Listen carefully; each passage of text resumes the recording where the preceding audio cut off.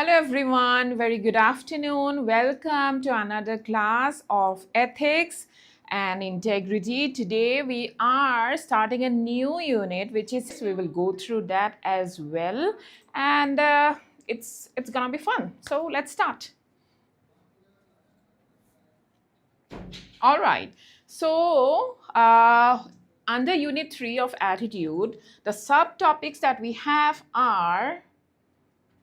Let me select my pen.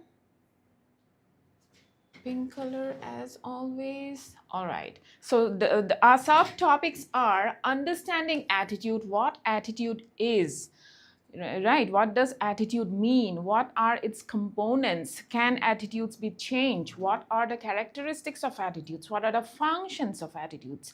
And to just begin everything, attitude does not technically mean something what we understand by attitude by the way we use this term in our day-to-day conversation. We are like, we mostly use it in a negative way, like, okay, that person shows off so much attitude. Not in that manner, but attitudes can be positive, can be negative. It has a valence component.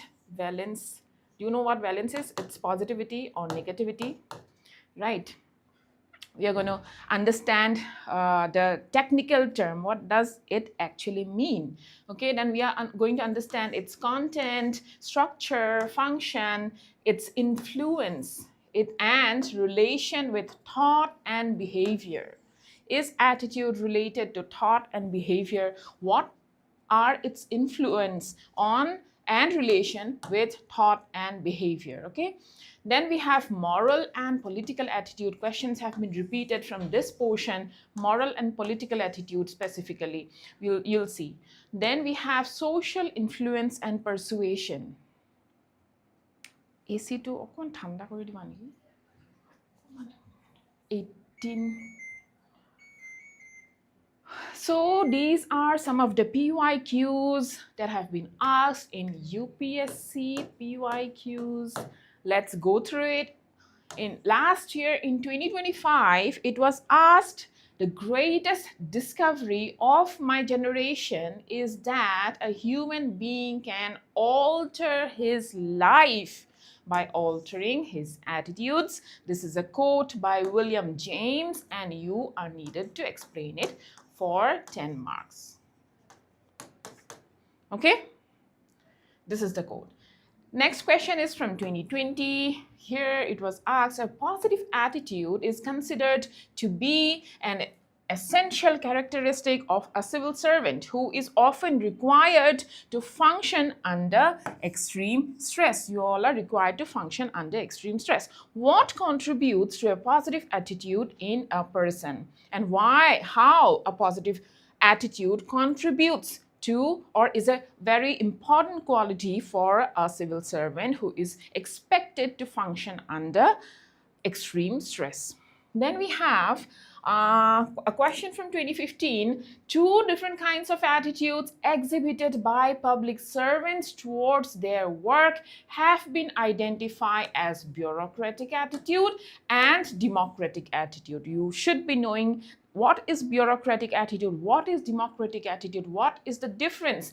Distinguish between these two terms and write their own merits and demerits of bureaucratic and democratic attitude. Then we have another part of the next part of the question is it possible to balance the two to create a better administration for the faster development of our country? They're asking if it is possible to balance both of these types of attitude, democratic and bureaucratic. In 27, it was asked, young people with ethical conduct are not willing to come forward to join active politics. Suggest steps to motivate them to come forward. Okay. Then next we have, in 2016, it was asked, how could social influence and persuasion contribute to the success of Swachh Bharat Abhiyan? How has it contributed to the success of Swachh Bharat Abhiyan? Okay, social influence and persuasion. Then we have from 2013, it is often said that politics and ethics do not go together. What is your opinion in this regard? Justify your answer with an illustration. Then we have, okay, these are some of the questions. There were a few more apart from these. So we have primed ourselves, we have primed our brains to look for the important parts, look for the questions that have been asked. And now we can finally start with the definition of attitude and what it actually means. Okay, so yeah, there are two quotes before that. Do you remember? There was another quote by William James that was asked in 2025. So we have another quote by William James on attitude. Let's go read it once. It is our attitude at the beginning of a difficult task which more than anything else will affect its successful outcome. This will be useful for your ethics paper, for your essay paper as well. Okay, so he's saying, William James is saying that it is our attitude before we begin a task, at the beginning of a task. For example, you all have decided to prepare for civil services. It's your attitude at the beginning of your preparation, at the beginning of your journey, which more than anything else will affect its successful outcome. So your successful outcome will be hugely determined by the kind of attitude that you carry day to day. From day to day in your daily tasks, it is your attitude. Okay, attitude about life, attitude about success, about failure, about resilience, about growth, about hard work, punctuality, discipline, etc. There's another quote. Let's see. You can often change your circumstances by changing your attitude. What does it mean? Many a times you can change your circumstance by changing your internal attitude. Or even if you cannot tangibly or physically see any change in the circumstance, but your attitude will determine. Your attitude will change your perspective and change the way you perceive things and you deal with your external environment. So this is a quote by Eleanor Roosevelt. Then, okay, let's understand what it actually means. We have been saying attitude is this, attitude is that, but what does it actually mean? Let's see. Attitudes are psychological tendencies. Psychological tendencies means psychological, mental, internal, okay? Expressed through our evaluations of people, of objects, of events, or issues, which can either be favorable or unfavorable. It can be positive, it can be negative, okay?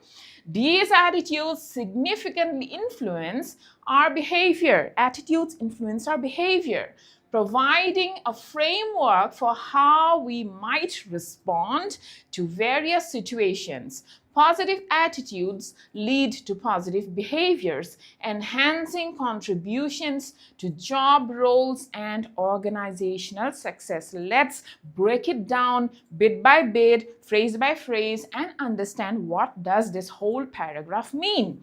Okay? Attitudes are psychological tendencies, means these are mental predispositions. This chapter is a combination, is a juxtaposition of ethics and psychology, okay? So, these are psychological tendencies, means mental predispositions, mental filters, predispositions, or you can also say biases in some way, predispositions of how your tendency to act. It determines your tendencies, or you can say mental tendencies expressed through evaluations. These are mental tendencies or mental predispositions on how you evaluate, how you think about people. Can be your friends, can be your relatives, can be a politician. Your opinion means your opinion. Opinion, okay? Your opinion about people, about objects, material objects.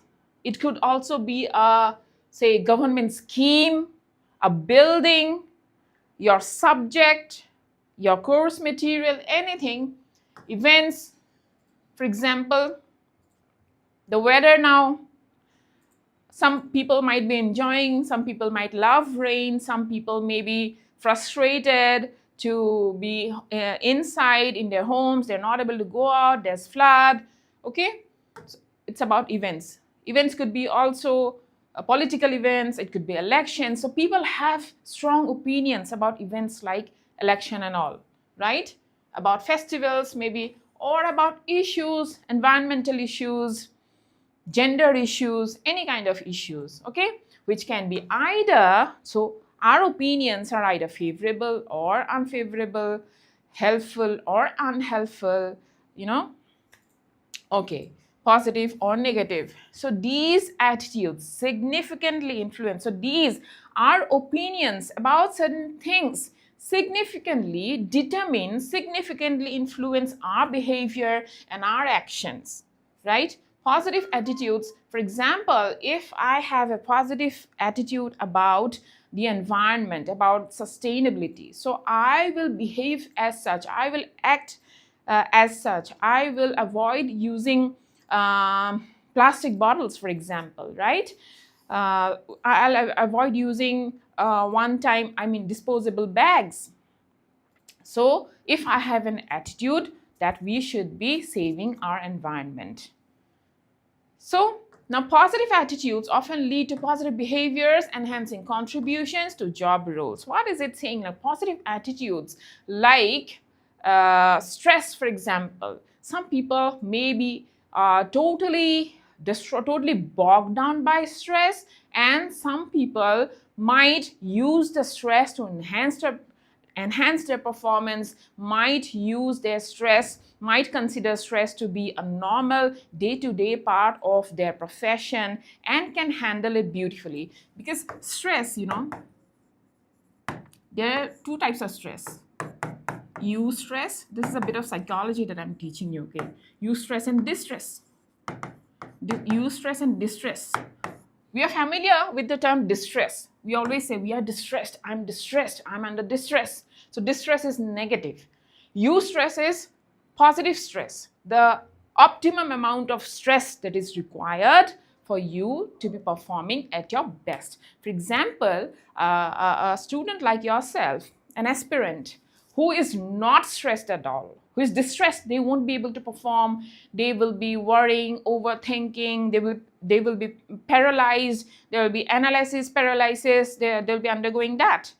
But a person who is taking it as a eustress or optimally stressed, that person will be functioning at their best because they are not completely like, oh, carefree, okay, sera, whatever happens, it happens, I don't care, I take it casually. So not that kind of attitude will not lead to a good outcome. But a person who is optimally stressed, a positive, healthy amount of stress, they will be working, doing their best to have a positive outcome, to have a positive result, okay? So in that manner.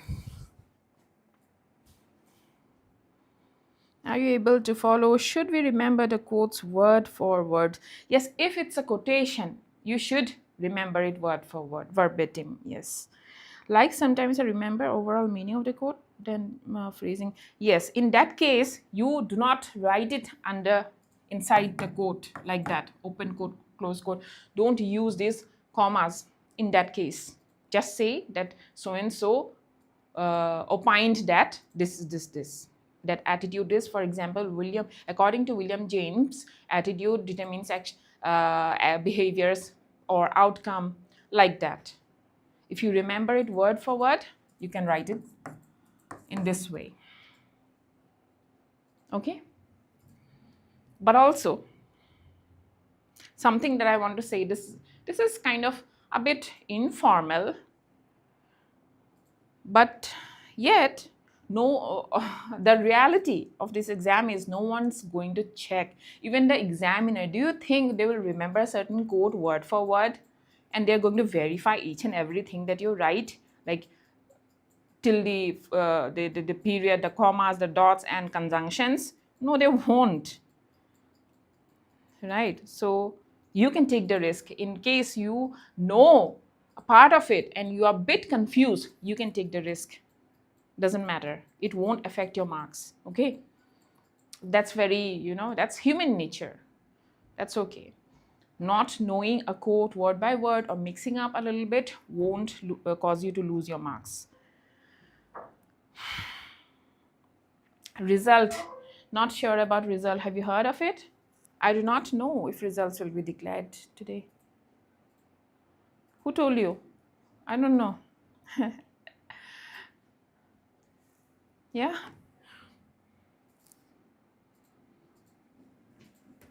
Bhale hobo result dile. So, for example, an attitude of reverence towards religion makes one follow its doctrine. If you are a religious person, if you revere religion, if you respect, have the reverence, have the devotion, then you will follow its doctrines. Otherwise, you won't. Attitudes are the perspectives on a situation. Perspectives, as I said, mental predispositions or opinions or perspectives on a situation based upon the values held by a person or organization. Based on the values held by a person or organization. Just like I said a few moments back, that the circumstance might be same, the event might be same, the object.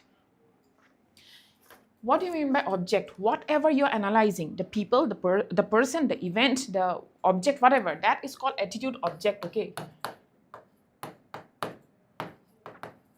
Attitude object is whatever you are evaluating. That is called attitude object. So whatever your attitude object is, it could be the same, but different people holding different values can perceive it differently. And therefore, they will have a different attitude towards that object. For example, the weather. Some people enjoy rainy weather. I myself enjoy rainy weather. Of course, floods are a difficulty. Floods, I'm not talking about floods, but just talking about normal rainy weather, okay? So, but some people do not like it. Some people like it when it's sunny and they can go out and play and enjoy the weather. Like that. The event, the circumstance might be the same. Like for people, politicians, some people are very, for the same politician, he has fans and he has haters. But the object, the attitude object, the person, the politician, he's the same. So attitudes are determined by the values of the person who is evaluating.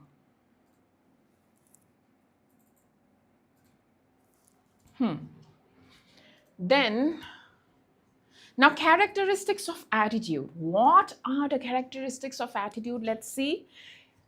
It's a social construct. As we have discussed, it's a social, it's a mental construct.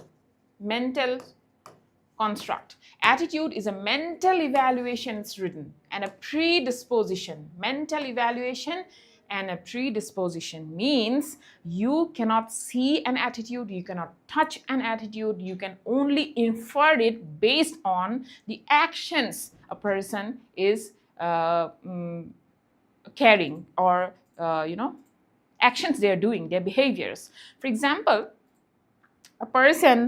you observe a person going to the gym, eating healthy, conscious about their diet. You know that what kind of attitude that person carries. That person places a very high level of importance on their health and well-being. So, like that, it's a psychological construct. It's learned and acquired. Attitudes are acquired through socialization, through their family, schools, peer groups, society, culture, everything. Attitudes are learned. Attitudes are acquired. A baby does not have attitudes just like that, okay? They have to acquire. Relatively stable. See, there's a difference. Relatively stable means attitudes are enduring and resistant to change. It's not saying that it's impossible to change an attitude. It's not saying it's impossible to change an attitude, but it's enduring. Like it's difficult to change. It's comparatively very stable, relatively stable. It's not permanent. They're not calling it permanent, okay? Permanent. Are attitudes permanent? No. Attitudes are not permanent, but relatively stable. And attitudes are enduring and resistant. It means there's a difference of, it's not talking about your fleeting emotions or moods. Attitudes are not like fleeting emotions. Attitudes are not like mood. For example, today I am not in the mood of eating biryani.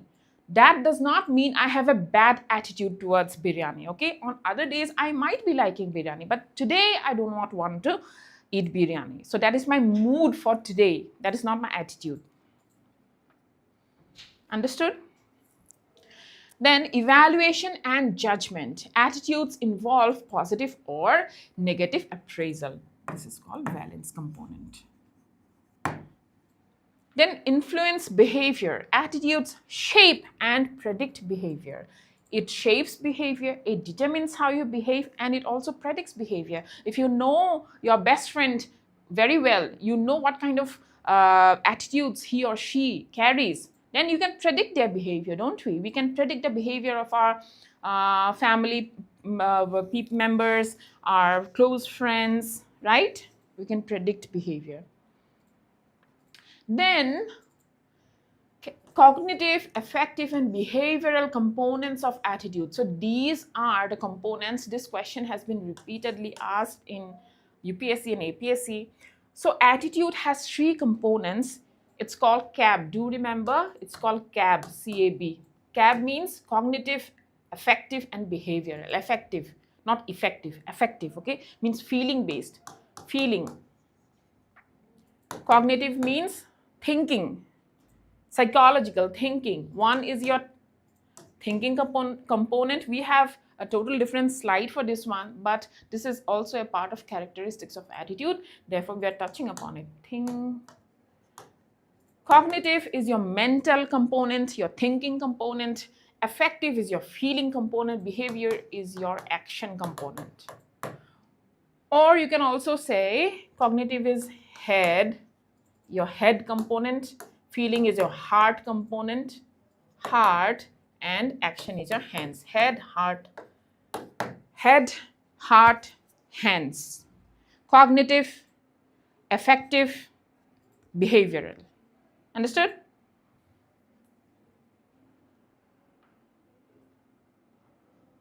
Babies have moods, not attitudes. Yeah, I won't eat or eat. Yeah, those are moods and mood swings. Right, they are not permanent. Then attitudes have thoughts, emotions, and actions. Then they are subjective. Attitudes vary from person to person, just like we have discussed right now in the previous slide. They are subjective. Like different people can have different, attitudes towards the same thing. For example, street vendors, let's say. Street vendors. This is example from administration. Let's talk about street vendors. One particular public official might be viewing street vendors as informal drivers of economy, and some people might be seeing the same issue as encroachment. Some people may be seeing it as positive, informal drivers of economy. Encroachment, negative. People who see it as encroachment, they have a negative attitude towards street vendors. Is it lagged? What happened? Oh, not lagged. Good afternoon, Milton.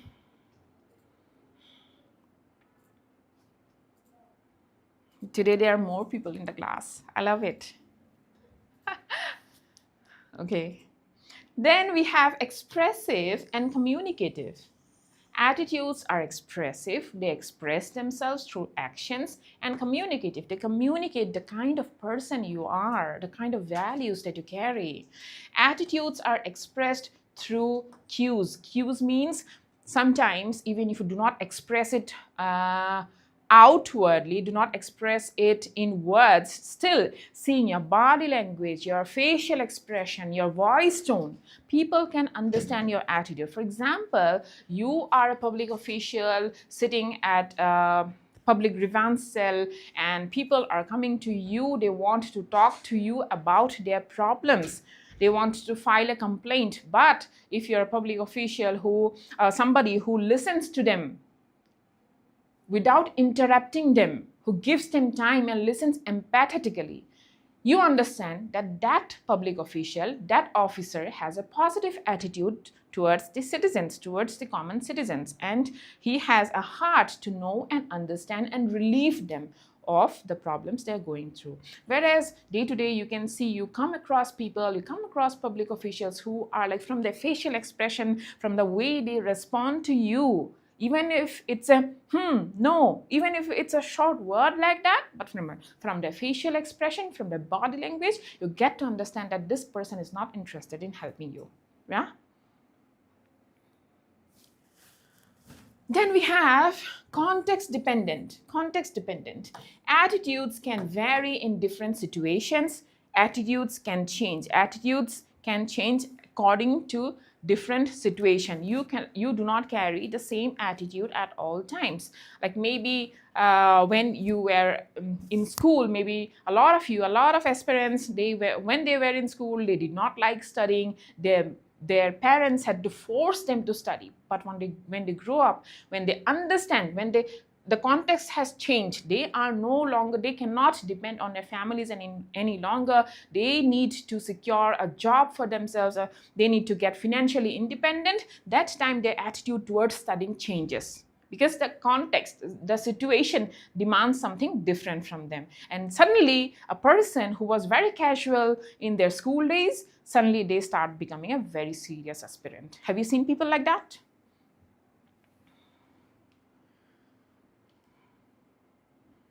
Paper 2 was tough. Yes, it was. Then can be influenced and changed. Isn't it the same thing? We are calling it relatively stable, not permanent. That means it can be influenced and it can be changed through more information, through increasing the horizon of your knowledge. More information, it can be changed through information plus knowledge, through persuasion. Persuade. People change when you persuade. Through correct techniques of persuasion, through role modeling.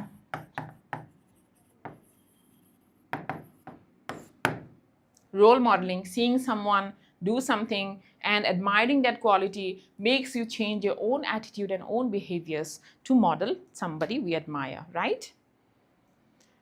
Then, what do we have? Structure and components of attitude. Structure and components of attitude. So attitude is made up of CAD, as I said already.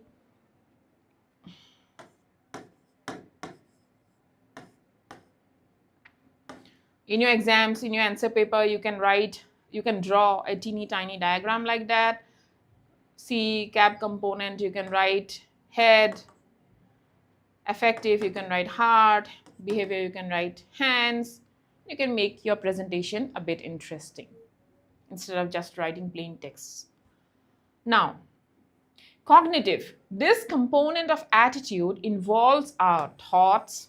Because it is mental, it will involve our thoughts, our beliefs about something or someone. It is based on the information we have gathered and the understanding of it.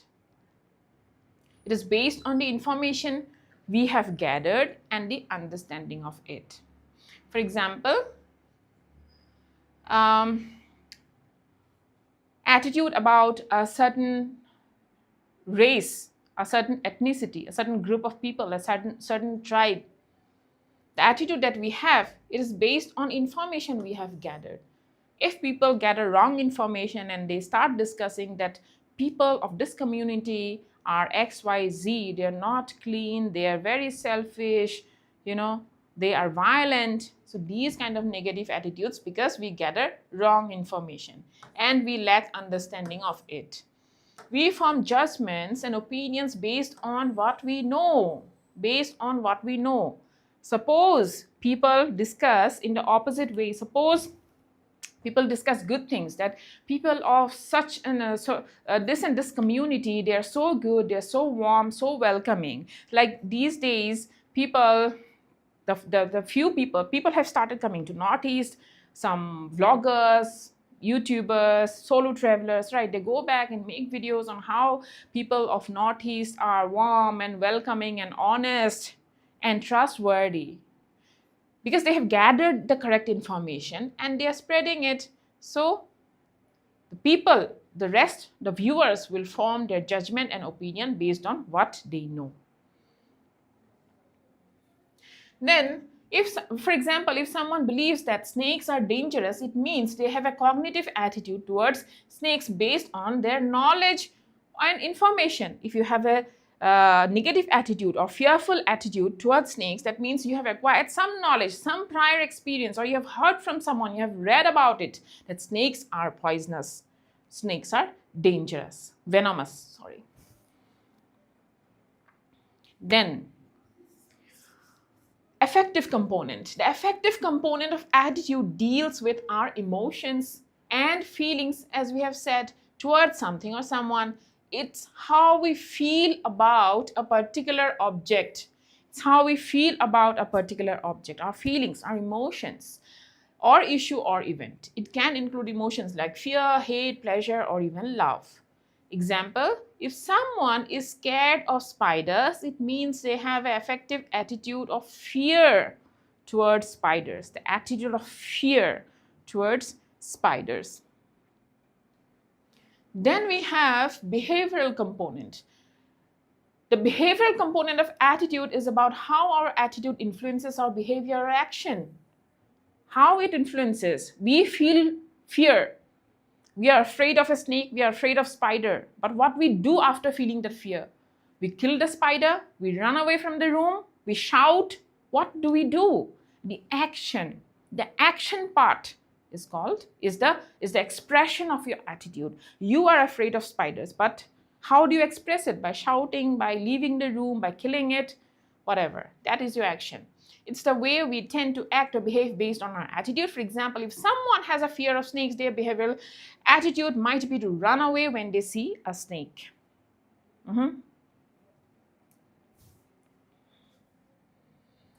Great. Now, this is a table. To discuss all the three components with example. There's a famous example of Cristiano Ronaldo. It was from Euro 2020, I think, when there was an event. He was having a pre-match press conference. He was sitting for a press conference, and there were Coca-Cola bottles, displayed. It was as if he was endorsing Coca-Cola or sugary drinks, but he had a negative attitude towards sugary or carbonated drinks, and therefore that was his attitude, that was his feeling. His knowledge was that sugary drinks or carbonated drinks are bad for health. And the feeling is he felt disgust, he felt angry. And the action part, the behavioral part is he removed those Coca-Cola bottles and replaced it with water bottles. That is one famous incident, and we are going to talk about one everyday example and pub-ed example. Let's see.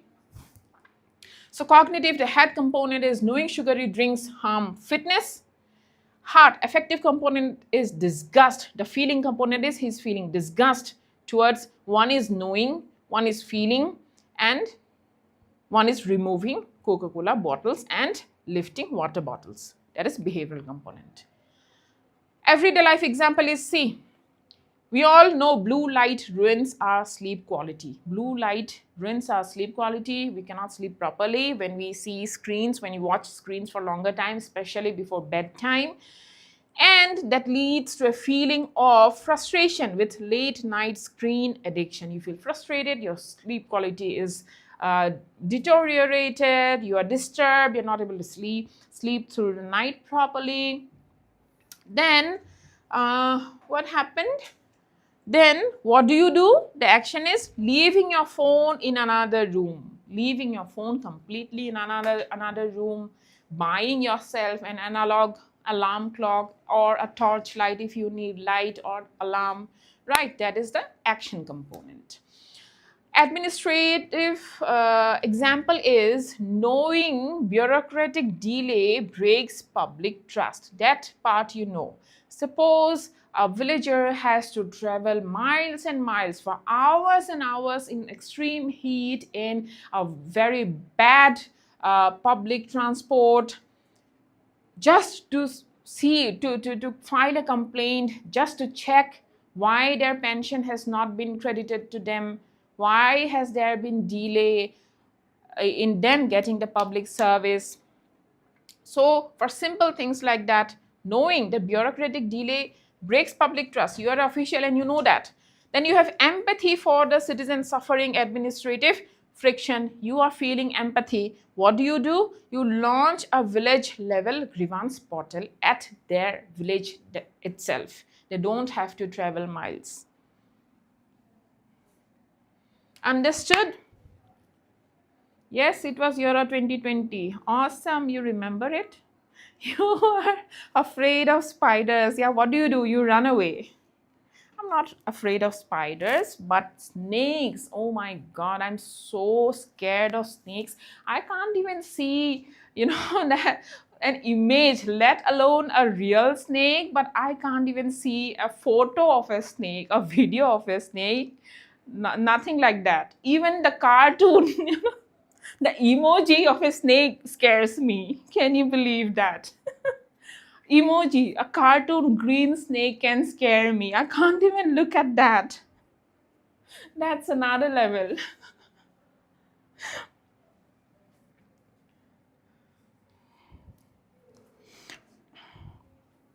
Okay, pay attention.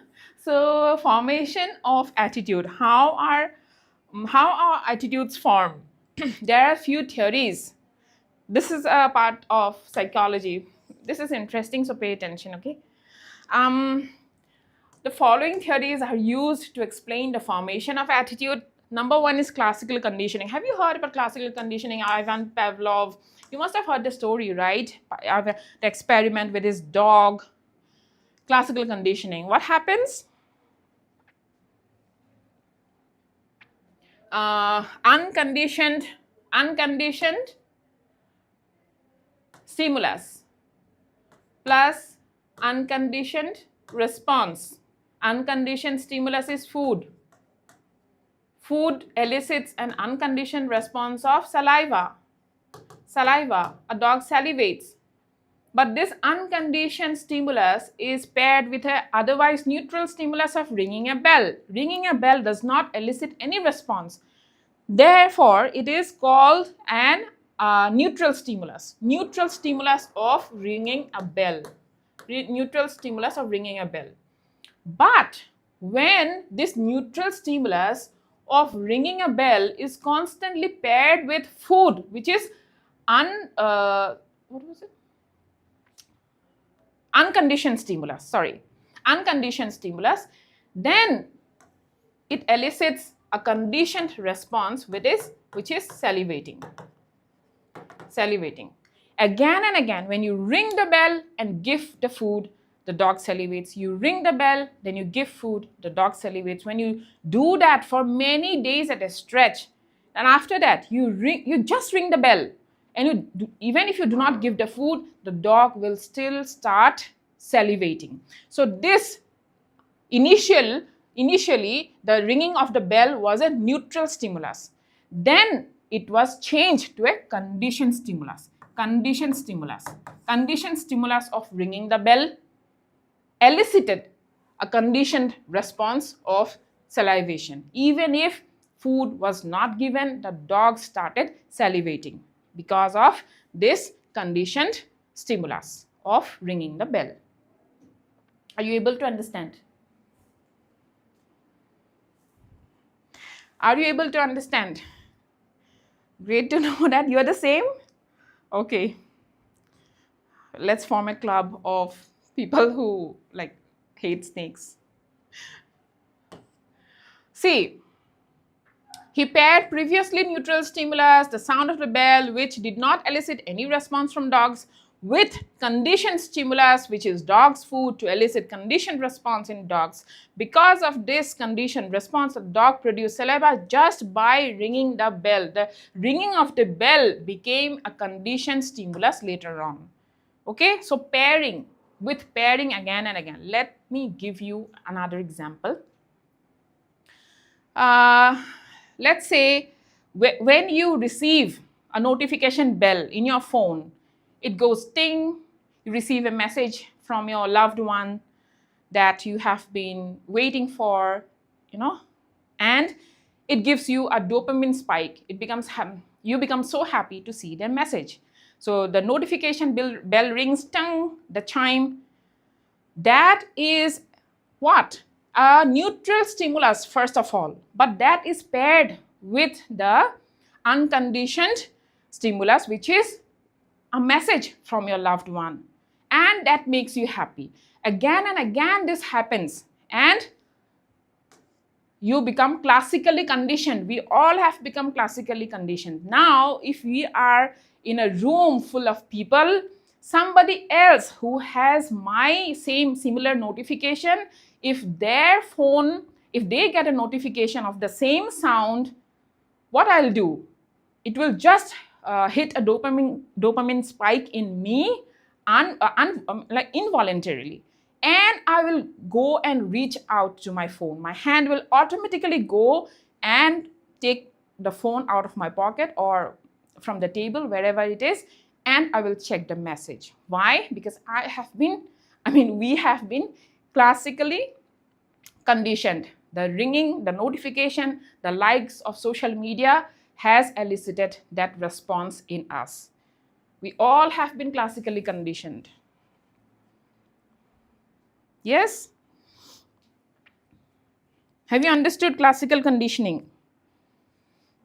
Now, we have instrumental conditioning. Instrumental conditioning is reward or punishment based. Reward or punishment based. Punishment based. You tend to repeat those actions for which you are rewarded, and you tend to leave those actions or not do those acts that gets you punishment. Yes? According to this theory, positive outcomes strengthen behaviors while negative outcomes suppress them. A positive outcome, a reward, a gift will strengthen your behavior. You get rank 1, you get a gift, or you get money, so you study hard.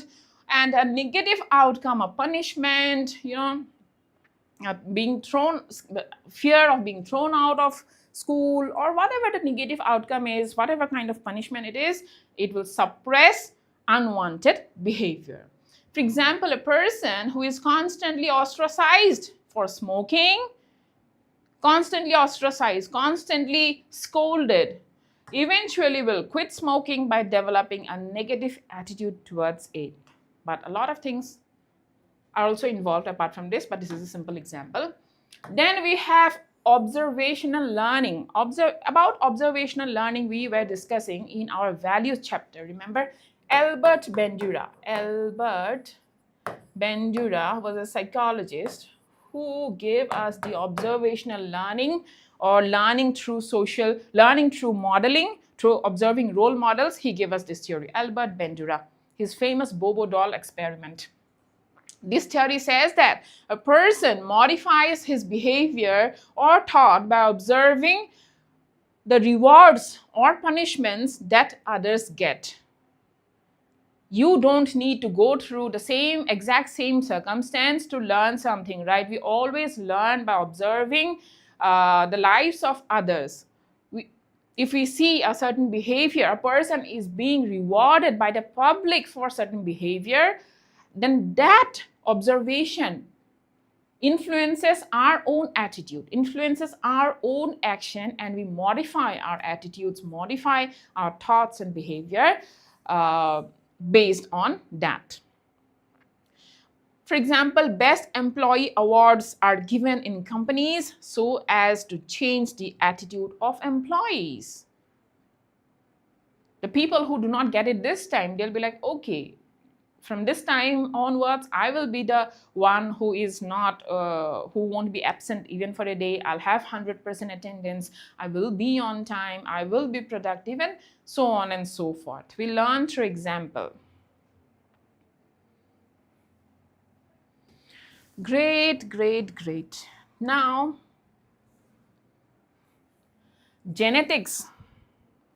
Are attitudes determined or influenced by genetics? Let's see. Genetic factors. Genes do not directly program specific thoughts or opinions. Your gene do not directly program your specific thoughts or opinions about a certain kind of food, a certain habit, a certain nation, a certain person. It cannot. But it shapes fundamental temperaments. Temperaments means tendencies, or how to explain, the general vibe, the psychological reactions and personality traits. Genes do affect our temperament, our moods, not exactly attitudes, but our personality traits like risk tolerance and anxiety levels. Risk tolerance and anxiety levels, and certain traits like self-worth, self-confidence also to some degree. These baseline traits act as a filter, nudging towards specific attitudes as we navigate the world. Since your genes have put inside of you certain psychological reactions, certain temperaments and personality traits, and those personality traits in turn acts as a filter, and they will nudge you towards specific attitudes as you navigate the world throughout your lives. There's a famous twin research such as the Minnesota twin family study. A famous study, Minnesota twin family study. It demonstrates that identical twins raised in completely different environments still share strikingly similar attitudes towards risk, towards authority, and even social issues. That means these traits, these behaviors, the attitudes towards risk, towards authority, towards social issues are to a great extent determined by your genes. Missed your classes because of inconvenience. Covered them all in the weekend. Thank you so much for covering ethics. Most welcome, Rekha. Glad to know that you have finished all the earlier classes, and very good to have you back in class. Awesome. I like people who interact, and it keeps the class fun and engaging while we learn, right? Awesome. Now, next we have culture. See, culture also influences your attitude. Culture exerts enormous influence, actually, enormous influence on an individual. Culture itself includes religion. Within culture, there's a part of religion, tradition, customs, prohibitions, rewards, sanctions, etc. Rewards and sanctions by a society, by a culture. Everything is included. Customs are included. Prohibitions, what you can do, what you cannot do according to a certain culture, society, is within this part, culture. For example, in hyper-arid climate of Rajasthan, local culture embedded water preservation directly into religious customs. So this water preservation, because their climate demands it to conserve and preserve water, therefore it is embedded into their culture. And people from that region will naturally have a positive attitude towards rainwater harvesting, for example, conserving local water bodies. Culture dictates whether failing at a business, pay attention to this part. This is important for your general life as well, for your preparation, of course, but your life as a whole. Culture dictates whether failing at a business or personal venture is evaluated as valuable learning experience or a shameful disappointment. See how much of our success, the yardstick, is held by culture. How much of our success or how we perceive ourselves to be successful or unsuccessful, even our thoughts, even our evaluation or judgment about ourselves, it is determined by our culture. See, pay attention to this slide. I found this extremely interesting and extremely helpful for you all. Silicon Valley startup culture. In Silicon Valley startup culture, fail fast. They believe in failing fast so that they can arrive at success faster. Yeah? Cultural norm is, the culture celebrates, it's the norm to celebrate disruptions or experimentation and boldness. Okay? Cognitive component is what? Their thinking component is, if you haven't failed at least once in your life, you haven't pushed yourself hard enough. We have heard famous people say this in their own versions, like, if you have not failed, that means you have not tried anything new, not tried anything worthy. If you're not failing, that means you're not growing, you're not trying. So failure is taken so positively. I love this concept. If you haven't failed at least once, you haven't pushed yourself hard enough. Then this is the feeling component. Affective component is feeling pride or resilience. Either you feel pride or you know that you are building resilience when reflecting on a failed venture, unlike us. Okay? Behavioral outcome. Behavioral outcome is, entrepreneurs readily pitch risky ideas, bounce back quickly after bankruptcy, and openly talk about past business failures in job interviews as badges of honor, my dear. See, they want to proudly and openly talk about their past failed business, failed job interviews, or whatever might be. The whole concept of failure, not as an event but an identity, as an identity of a person, does not exist in the Western culture. Understood?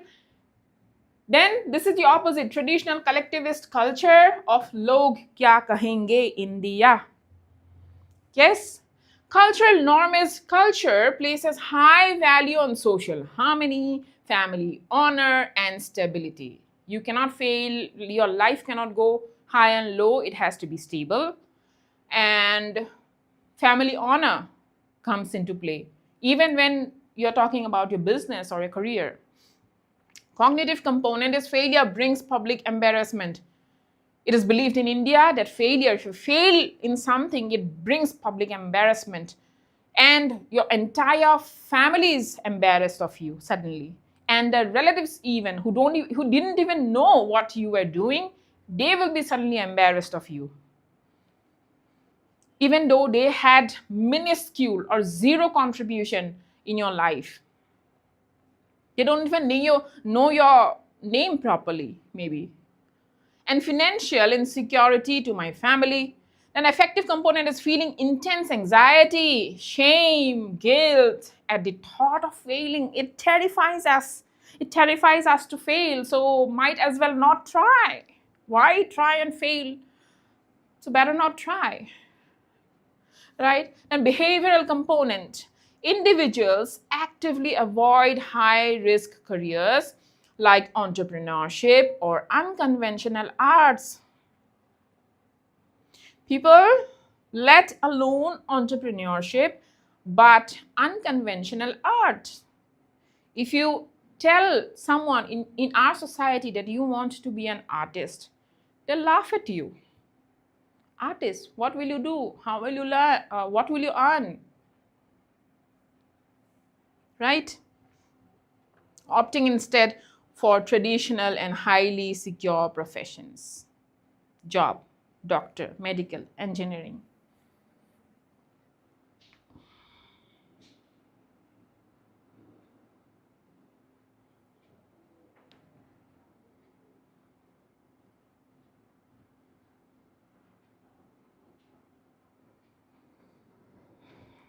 Yes. Pressure is a privilege. You love it, yes. Please speak properly so that I can understand. I'm not sure. Everyone is understanding. I'm not sure. If you're not understanding because of the speaking, then that is not my problem. Yeah?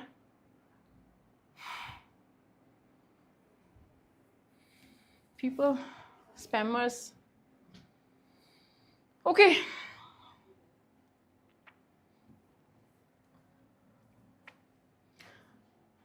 Okay.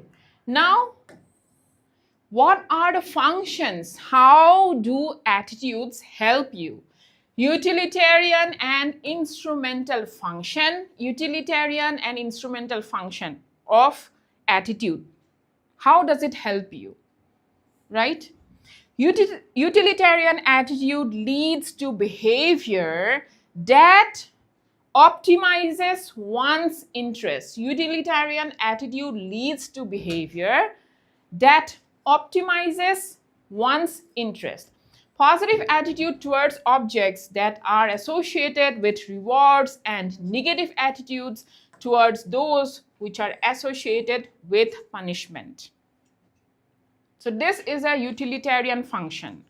Okay? Example, awards such as Bharat Ratna, Padma Bhushan, Padma Vibhushan, etc. are bestowed by the government to develop a positive attitude in the citizens towards their respective works and social service. So that is the utilitarian function.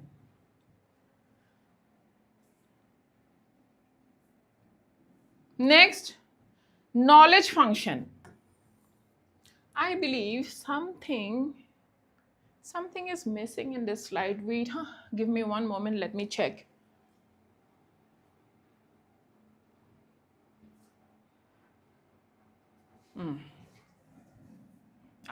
That's there later on.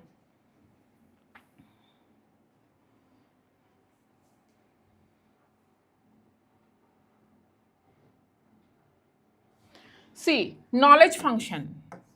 Pay attention. It has a knowledge function. The knowledge function, it helps you to filter. It's like a mental shortcut when you have an attitude. The world is flooded with vast amounts of complex, overwhelming information every single day. You are bombarded with information. The knowledge function allows our attitudes to act as cognitive shortcuts or mental filters. They help us categorize is the word, new information quickly and make sense of our environment in a click, and maintain a consistent and predictable worldview. You will have a consistent, constant and predictable worldview without having to reanalyze every situation from scratch. It acts like a mental shortcut. Let's discuss this example, then you will know. There's lots of information, but when you have an attitude, when you have certain knowledge, an attitude based on some knowledge, then it helps you to navigate and understand the world faster, and there's a stability in your life. For example, when you go to an electronic shop to buy a phone, a new laptop, or whatever it is, they will show you 40 different brands, like 10 different brands at least. They will show you this phone, this laptop, too many gadgets, too many brands. But if you have a pre-existing positive attitude towards a specific brand, for example, you like Apple, you like Lenovo, Dell, whatever, you have a loyalty or a pre-existing positive attitude towards a certain brand, about its efficiency, about its affordability, about its durability, okay, then it helps you to choose faster. Instead of spending hours and hours researching and reading all the technical specifications, and then Googling, researching, YouTubing, you can instantly cut through the noise and you will go to your trusted brand. You will say that, okay, I like this brand, I have used products from this brand before, so I'm going to go with this brand. So that is the mental shortcut it's talking about, when you have a pre-existing knowledge. Okay. Then there's an ego defensive function of attitude. Ego defensive function of attitude. That means attitude serves to protect yourself. Ego defensive matlab to protect yourself in uncomfortable situations, or uncomfortable like mental situations, mostly like cognitive dissonance kind of situations, when your mental equilibrium is disturbed. Ego defense function, it acts as a psychological shield to protect you, to protect your psychology. Its main purpose is to protect our self-esteem.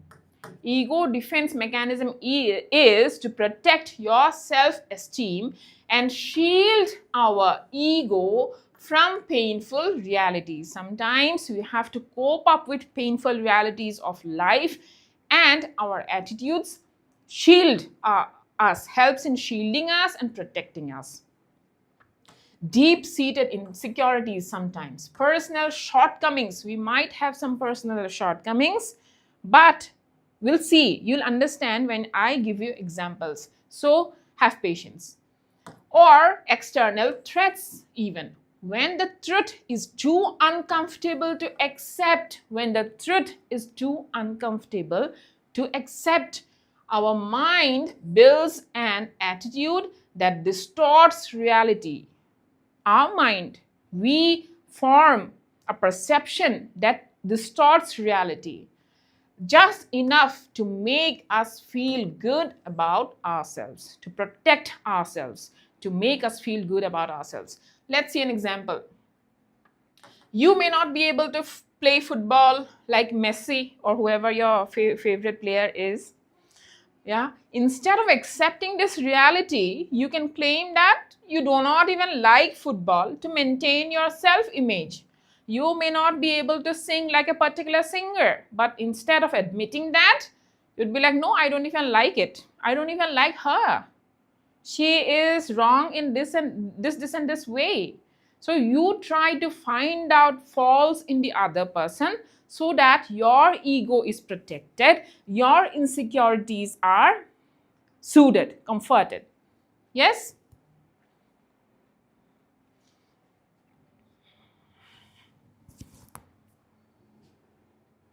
See, the function purpose. Again, let's understand by examples. Shielding personal shortcomings. For example, I failed my exam or project because I was unprepared. Instead of admitting that I did not work hard, that I was unprepared, what do we say? The evaluator was biased and hated me. Or the paper was completely out of syllabus. We assign the reason of our lack, of our failure, our incapability onto something external. And that protects our personal confidence. At least we are not feeling bad. At least our confidence is protected. At least we are not feeling guilty about it, right? It avoids taking accountability. We are not taking accountability by doing that. Now, then another example is isolating from threatening groups. For example, a person, a worker, is not able to land a job because of his own incapability, because of his own skill gap. But instead of admitting that they are lacking something, that they need to grow in certain areas to land a job, they, instead of taking accountability, instead of taking responsibility and admitting their own shortcomings, now they started saying that it's because of other workers, other immigrant workers, that our jobs have been snatched and they are taking away our jobs. Many a times it happens. See, you feel economically insecure and socially threatened, and you say that outside group is evil, they are hostile, they are dangerous, and they are a threat to our community or our society. Understood?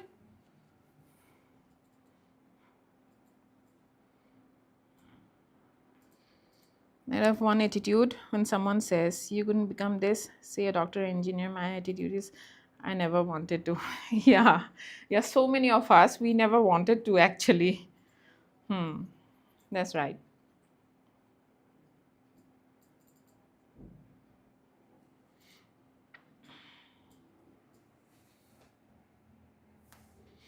Then another function is value expressive function. Value expressive function. What does it do? It helps us to express our values, express what we believe in, express what we stand for. Let's see, it helps to demonstrate one's self-image, my own self-image. What do I believe about myself? What values do I carry? What beliefs do I carry? To others, it expresses our basic values. It helps in securing social approval for an individual. For example, standing in solidarity with victims of injustice. Even if one is not directly related to it, I am not a victim of injustice, for example, but I'm standing in solidarity. It serves the value expressive function. That means I stand for justice. Yeah? Then, function of decision making. It helps you to make decisions, of course. Our decisions are based on how we evaluate situations. Our decisions are based on how we evaluate situations. Attitude facilitates decision making. Example, attitude of alleviating poverty. If you have an attitude of alleviating poverty, doing something for the poor, it will help you in making a decision. For example, when you have two projects to work on, both are equally important, but you have to choose one, right? You have to start with one. What will you start with? If you have an inherent attitude, you're carrying an attitude of alleviating the poor, then you will start with that project that alleviates poverty, right? Then self-awareness function. It helps you to understand yourself. Attitudes can help people to approach things that are beneficial to them and avoid things that are harmful to them. Example, Sarah or somebody's positive attitude towards healthy eating leads her to choose nutritious food and avoid harmful dietary habits. Self-aware. You know what kind of person you are. It helps people to approach things that are beneficial to them. Yeah, you know that you are facing certain kind of health condition and you are self-aware of it. Therefore, you have formed an attitude that you have to be careful about your diet. Next is social adjustment function. Attitudes help us in social adjustments. Attitudes help us in simplifying our perception about the world and make it more manageable to us. Social adjustments. It helps us in simplifying our perception. Just as we had discussed earlier, it's a bit similar to that. If we have an attitude, it acts like a filter. It simplifies and we can categorize certain things. We know what's important for us. We know what to leave behind. We know what to pay attention. We know what to ignore. That way, it simplifies our perception about the world and makes the world or our lives more manageable. Like, as a person, I cannot be paying attention to everything at the same time. right? So that's how it is. Example, somebody's open-minded attitude allows him to adapt to diverse cultural perspectives, facilitating social interactions and fostering understanding in a globalized world. Helps in social adjustment.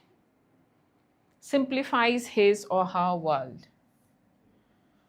Then we have social identity function, which is similar, which is the same as value expressive function that we had discussed in the very beginning of our discussion about functions of attitude. So social identity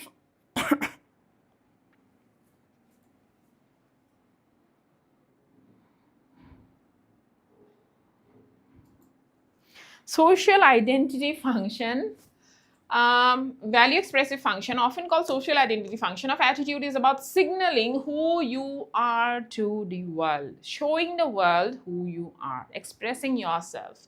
While the ego defensive function hides internal insecurities, ego defensive is opposite of this. You want to hide your fears, your insecurities, your tendency to compare yourself, the feeling of being threatened by somebody else, right? This is the exact opposite, okay? Social identity function publicly displays an individual's core values, beliefs, and group affiliations. What you do, what you say, it reveals who you are as a person, what your beliefs are, what your group affiliations are. Yes? By expressing a specific attitude, you broadcast your identity to the society and you signal which social groups you belong to or which political party you support, which propaganda you support, right? And gain social approval from like-minded people. When you express yourself, then your like-minded people will approve of you socially.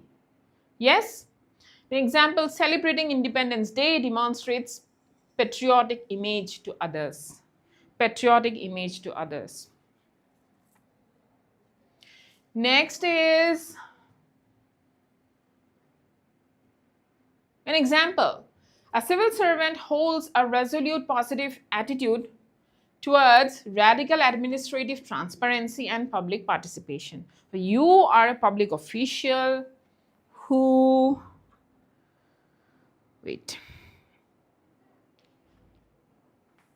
you are a public official who believes in radical transparency and you believe in public participation. Now, how do you display it? Through your actions, through some action, some step that you will take, right? They voluntarily publish department expenditure data. The expenditure data of your department, you publish that voluntarily. Excuse me.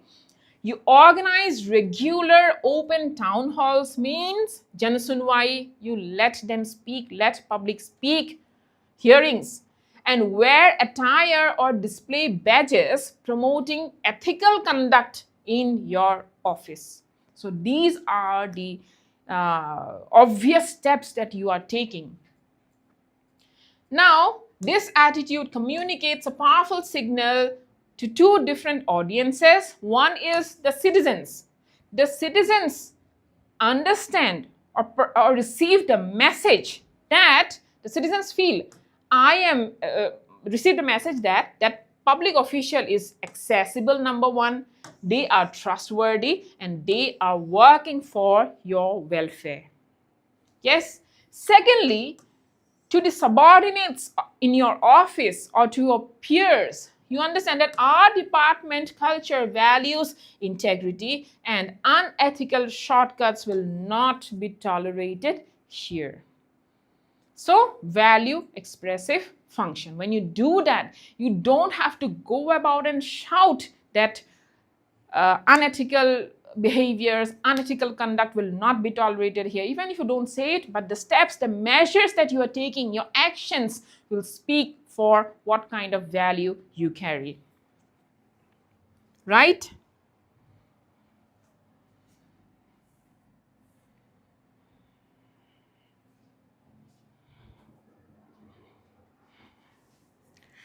Attitude,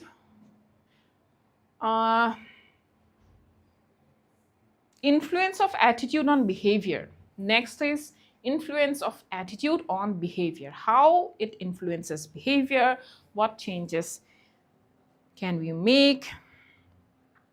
Because she's saying something, in my previous mains exam, I struggled to apply ethical concepts to practical scenarios in a dynamic way. I believe these ethics classes will help bridge that gap. Thank you. Thank you, Bikash. I am trying my best literally to bring everyday examples for you to understand the concepts very easily, as well as I'm bringing to you examples from administration that you can use in your answers. You can use both. You can use everyday examples also, but in your answers. But I'm making sure that I constantly, feed you with examples, administrative examples, like examples from public offices, office scenarios, and administration. Yeah. I'm glad to know that. Okay, awesome. Now, attitude is defined as tendencies to behave in certain ways in social situations. In social situations, how will you behave? Your attitudes will determine that tendency. But most recent researchers have found that not always people behave according to the attitude. That is, there is a mismatch also. Inside, you might be having a different attitude, but you behave differently outside. Why? For social approval, right? Between attitude and expected behavior. I believe that I should be eating clean, but when I am with my friends, I do not want to be perceived differently, and they, kind of force me or pressurize me. They insist that I eat junk. Then I may be eating for social approval so that my friends feel good, And this thing applies to, a lot of scenarios, social scenarios, family setups. You might be feeling different, but to keep peace or to gain social approval or to gain family approval even, you do things differently from your beliefs. It does not match. You will have your own personal life examples, I'm sure. Yeah. So attitude is a personal trait, whereas behavior is a social trait, my dear. See, attitude is a personal trait. Whatever you think, no one's going to come and question you because it's silent. You can choose not to speak about it or not to express it, whatever your beliefs are. It can be within yourself. But your behavior is something external. The people can judge you based on your behavior.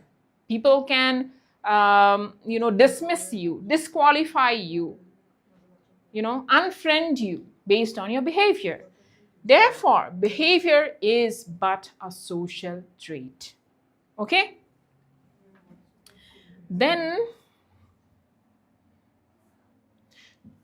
let's talk about the difference between attitudes and behavior in a chart, in a table format. Attitude is an internal component of our cognition, knowledge or information, whatever. It's an internal component, and behavior is the manifestation or the exhibition of the attitude. Yes? An attitude refers to a person's mental view regarding the way he or she thinks or feels about someone or something. It is more personal. Okay, it's a personal and it's a mental view. Then behavior implies the actions and conduct of an individual or group towards other people, and it is more social. Yes. Then next is difference between attitudes and behavior. Difference between attitude and behavior. Next part. The person's attitude is mainly based on experiences gained by him during the course of his life and observations, as we have seen, the knowledge, the experience, and observation. Yes, attitude is based on all of that. Here, the behavior of a person is based on the situation and circumstances. A lot of times you may be using this phrase, oh, but the situation demanded it. Oh, but the circumstances were not in my favor. So I could not do something that I wanted to. I could not behave the way I wanted to, or I could not behave the way, I could not make a decision based on who I truly am as a person. The situation, the circumstance made me do something that I have otherwise not done if the circumstances were ideal. We all say that. We all have come across situations like that, right? So that is it.